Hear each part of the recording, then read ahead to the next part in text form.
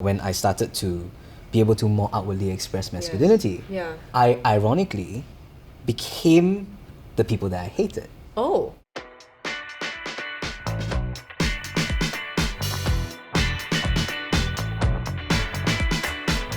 Hey, what's up? It's Sonia Chu here with you, and welcome to another episode of Men Explain. To our repeat viewers, thank you so much for being with us and for following us on this journey. I want to say a big welcome to our new viewers and listeners as well. Men Explain is basically a podcast where we dissect the male perspective. And I always like to say this as doing my sisters a favor, because sometimes we really don't know what they're thinking, what goes on in their heads. For today's topic, we have a very special guest who will give us a very different but important and essential perspective, I would say. And today's topic is gender discrimination and cultural sexism. Please welcome Chris. Hi. Hey, tell us a bit more about yourself, Chris. Hi, my name is Christopher. My pronouns are he and him, and I am a trans man. I'm also a documentary filmmaker and a human rights advocate. Chris and I actually go way back. 10 years ago, I think we were in school, right? 10 years, more than 10 years. It's been a crazy ride. And we were having this conversation prior to the camera started rolling about how you identified yourself as a man for quite some time already, right? Since I guess you were very young. But in the beginning stages of school, when I knew you, in poly especially, you still were referred to as her. And then after that, you had a transition phase. So maybe can you tell us a little bit more about that process? If we go way back in the story, I knew that I was a boy when I was 5 years old, even though I had been assigned by doctors as female at birth. But I only really knew the word transgender when I was 16 because of Wikipedia, bless Wikipedia, when somebody asked me to look up the phrase LGBT. So that was 16, and 16 is the year where you do O-levels just before you go into poly. So I think what was interesting about that is that I want to say one of the reasons I went to poly maybe was that I don't wear uniform that's gendered. True, yes. And during poly, I think only towards the end, I was already presenting very masculine in terms of my dressing, hairstyles. Towards the end, then I remember starting to come out to some people. So between graduating from poly and entering uni was about maybe a period of 5 or 6 months. I feel like it was 5 or 6 months. And during that time, was when I started hormone therapy. Okay. So that's testosterone for me, meaning that my voice was starting to drop. And people always wondered if I was sick, which I wasn't. I was just on hormone therapy. And so when I went into uni, I'm sure you remember this, the girls that I had gone to poly with were my classmates now. So they still knew me as female. But the guys that had come in after national service didn't know me before entering uni. Brand new friendships. Exactly. And they were like, oh, this is clearly a male. And so that was interesting for a while because there was a period of time where nobody knew whether to refer to me as he or she. But because I was able to come out to our lecturers who were, I would say, largely very, very affirming. Yes, they were wonderful lecturers, And because of them being like, oh, we're going to call you Christopher, we're going to refer to you with he, him pronouns, very naturally the whole cohort started to refer to me as he. And I think that trickle-down effect was a very important part of why I was able to gain confidence and sort of like come up even more publicly. It sounds like you had quite a smooth-ish ride in terms of, the experience with your classmates, the lecturers and stuff like that. Would you say that was the case largely? Or were there moments where it was uncomfortable or people didn't know how to address the situation? I would think it's less about people's acceptance, at least at the early stages. You sort of have these notions of what coming out is going to be like, and you hear all these horror stories of people who suffer very much because they're coming out. And it's true even now, especially in government schools, that trans people are suffering because there are certain people who have differing opinions or have certain powers that allow them to sort of say, oh, you can't wear a skirt to school, or you can't wear pants to school. But I think that was not the case for me. I think I'm very lucky to have chosen this industry also, I think. Yes, I know what you mean. Which makes gave a lot of room for me to explore, and people would just be like, cool, rather than be like, what are you doing? So that was, I think that was also part of the reason why my journey felt so smooth. That's great, but a lot of other people out there, they may not have had not an equally smooth ride or an experience. Maybe even if you're watching this right now, perhaps you're having a tough time too. So maybe you can share with us a thing or two, like what can we do, even as classmates, even though we weren't that close back then when we were in school, what can we do to really just show that we want to learn more, we want to educate ourselves more? What can we do to be better? So the interesting thing is that I think back then, which was also 10 years ago, Yeah. right, information was not as readily available as it is now. Yeah. And I think a lot of the education or sharing that I did in my position back then is very designed to make sure that you guys had a better understanding based on what I knew versus nowadays where you can basically go on the internet and run a Google search, Yeah. what is transgender, what's the right way to refer to them, and immediately sort of like get this a whole bunch of resources that people have been working on for many years. I bring this up because I think nowadays there's sort of like this conversation about are the allies learning fast enough?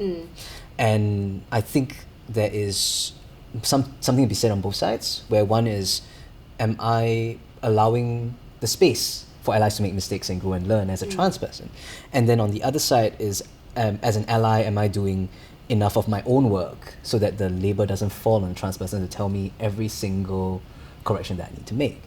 To tie it back to the question that you had, I think that having that curiosity is very important. But having the recognition that this is a issue that you as an ally can affect, right? Just by virtue of being present. It's also why Pink Dot has an event asking people to light up and support, right? It's because even having that visibility, you saying, I am an ally, makes a lot of difference to somebody who is thinking about coming out, even if they're not ready to do so yet.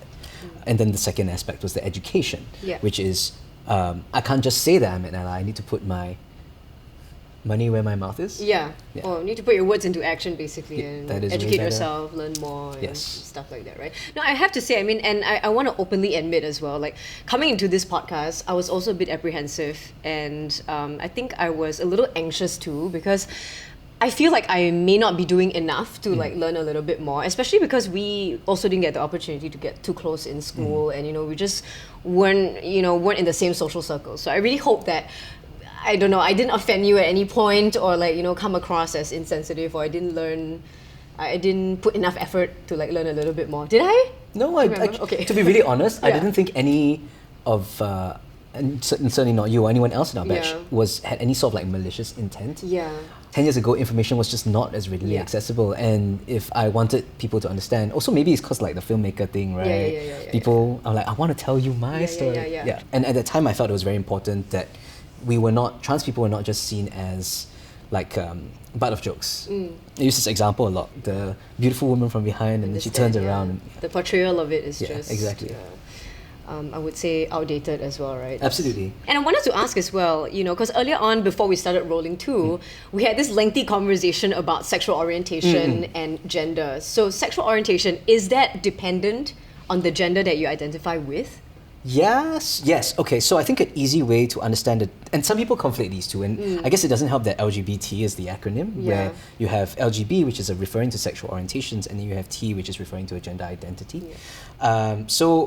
Most people are cisgender, which means that their sex assigned by the doctor at birth aligns with how they identify gender-wise. Yeah. So if you are, in your case perhaps, not to make any assumptions, but if Yes. you are assigned female at birth and you identify as a woman, then you would be cisgender. In my case, even though I was assigned female at birth, I identify as a man, right? So I am trans, right? So that's cis and trans. Your sexual orientation is tied to that identification. Yeah. So in my case, I'm male, so that mine will be tied to that. And if you are female and attracted to other people who identify as male, then you would only, I won't say exclusively attracted to people who identify as male, or if you're attracted to both people who identify as male and female, then you would be straight or bisexual. So it's all contingent on the starting point, which is the fact that you identify as female. Yeah. And I think that's the difference between sexual orientation and gender identity. Yeah, but I can understand why people get confused about it, right? So have you ever come across a situation where people made assumptions about you, for example, and your sexual orientation, and how did you address that? So growing up, the one thing that was very clear to me, even I didn't know what transgender was that I started being attracted to people who identify as female at a very young age. Yeah. And so I think from that point, that was very clear to me.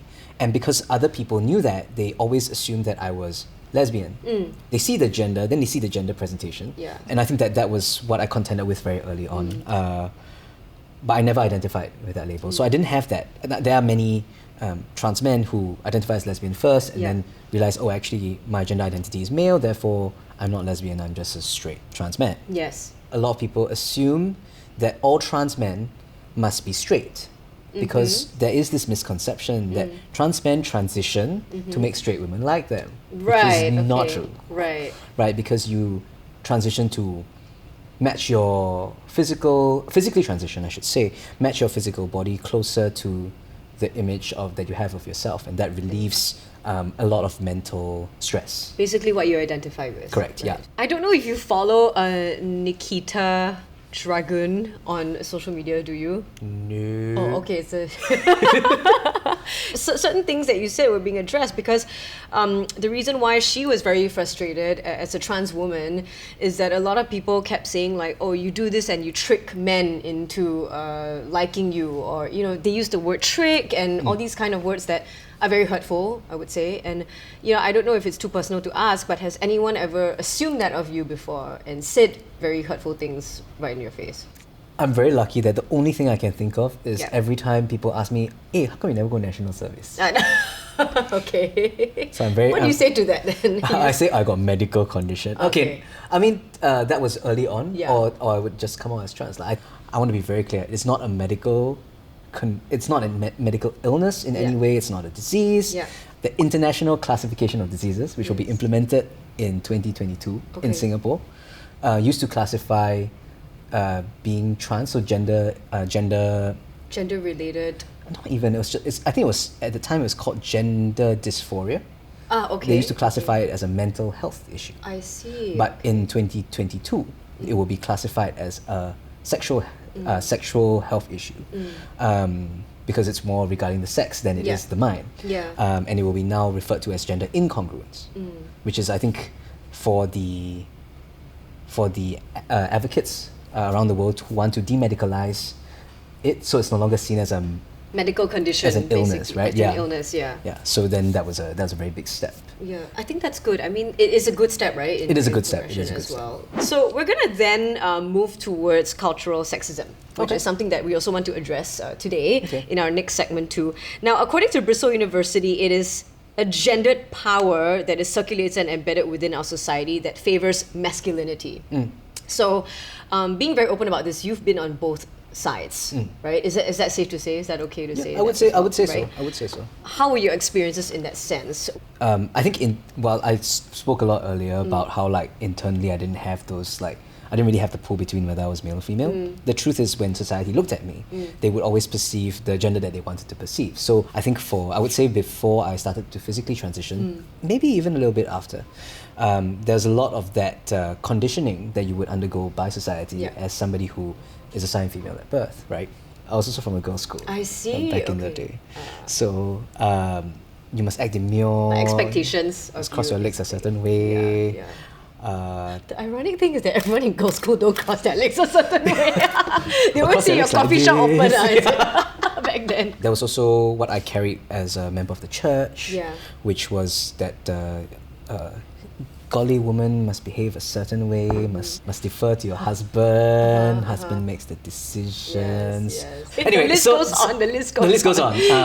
Because the society, like you said, is fundamentally favoring masculinity or gives them more rights and privileges by virtue of their sex assigned at birth. Yes. And I think that was conditioning rather than actual suffering. But what's interesting is that crossing over to the other side, when I started to be able to more outwardly express masculinity, I ironically became the people that I hated. Oh. I've actually said to a room of lesbians before, in the future, my wife will have to listen to me because I'm the man. Horrible. Right. I'm sorry if any of you are watching this. I apologize. I was very young. Did you sort of immediately apologize? No, I didn't. You realized upon reflection after that. That's right, because at the time, I think I was only 17 or 18 years old. I was trying to reconcile my gender identity with my religion. Yeah. Years down the road, you're like, oh my god, I was such a garbage person. Like, oh my god, I said that. I said that, yeah. But then it's like, you don't even know who they are anymore. You can't even apologize, right? So Yeah, but that was also like an on-reflection thing. And what was interesting is that I realized why I did that, right? In the whole reflection process. Yeah. Is because society tells you that men need to behave a certain way. And if you don't behave that certain way, you are less man. And for somebody who is trans, you're already struggling with trying to convince society that you are man. Yeah. Then you do these things to an even greater extent to prove that you really are men. To overcompensate almost in a way. Exactly. Right. And it happens throughout the trans man community. Okay, I guess it's time for me to do a bit of sharing as well, because you've been sharing a lot too. And since we're on the topic of like cultural sexism as well, one of the things that stuck with me for quite a long time actually came from a fellow colleague. It's Guy, okay?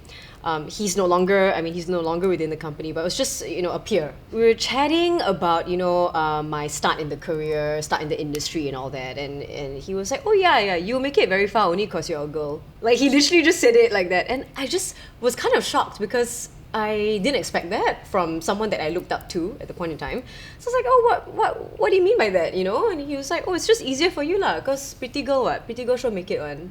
Then I was like, wait, that's kind of offensive, because I feel like in general it discredits the hard work that I put in. For example, I might have put in the same amount of work that a fellow male colleague put in, or perhaps I put in more effort. I don't know, whichever way he sees it. But that kind of stuck with me for a very long time, because I think at the end of the day, you don't want to just be considered like, oh, you're successful because you're a girl, or because it's easier for you to get jobs because you can dress a certain way or like do a certain thing. Actually, no, something interesting that I read just the other day Yeah. was that why do we blame the women who are playing the game that are set by executive men? True. So you and it's so funny because I thought of that the minute you said, oh, because you're a pretty girl, you'll go Yeah. far. I'm like, who's giving you these opportunities yeah. just because you're a pretty girl? And of course you are, not like... Oh, thanks. Of course. I never say myself. That colleague said it. Yeah, Okay, yeah, but the fact that the structures are not built yeah.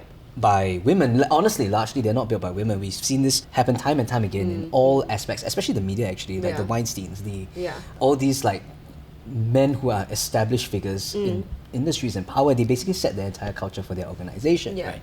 It starts somewhere, basically. Absolutely. And somehow you blame the people who are stuck in the system, Yeah. which just doesn't make any sense. Thank you for sharing. We have a bunch of questions right now that we are supposed to react to. Okay. Or rather, a bunch of statements, okay? Okay, first statement. Don't teach your daughters how to dress. Teach your son not to rape. Agree or disagree? 100% agree. I agree as well, because I'm quite sick of seeing, a lot of comments in the comments section going like, oh yeah, she asked for it, what? Because she wore a crop top, then she asked for it. I don't know, just an example, you know what I mean? It doesn't matter what you wear. If somebody is going to be violent Yeah. towards you, they are going to be violent. Then clearly, Yeah. the problem is not with the victim. Yeah. Next statement. Mothers, unlike fathers, are natural and better caretakers. Fathers should not get child custody in a divorce or separation. I definitely disagree. I mean, I have problems with the word natural caregivers. I don't think anything is based on your gender. And I think the whole idea that there are things that are tied to your gender that make it more natural for you to do Yeah. something is fundamentally bullshit. Yeah. Yeah. I get where you're coming from. Yeah. The third statement is, women are unsuitable to be leaders. They are too emotional. Oh, I completely disagree Disagree. with that. So because I think men are arguably infinitely more emotional than Is women. that right? I mean, I don't think emotional control is based on your gender in the first place, which was the Yeah. whole thing that I said earlier. But I think women are also taught to control their emotions, especially like culturally, right? They're conditioned to not respond with emotion against like a man. Like the man is allowed to be as angry as he wants to be. And you're just supposed to be docile and take Absolutely. it or whatever. So it's completely opposite Yeah. from what they're telling you. But then they're also telling you this is gaslighting. yeah. Gaslighting. We went one round and we finally realized. Okay, the next one is, men who display poor mental health or mental illnesses are emasculated. Okay, so many parts to this statement. The first is I don't think having a mental health issue is a bad thing necessarily. Like it's not something that should be condemned. It's not something that should be seen as makes As you lesser weak than. or, yeah. Absolutely. So whether it's men or women, I think a lot of people who have some sort of mental illness are seen as less functional than somebody who doesn't, and I don't think that is true. So that's the mental health part. Yeah. I do think many men do think this, Yes.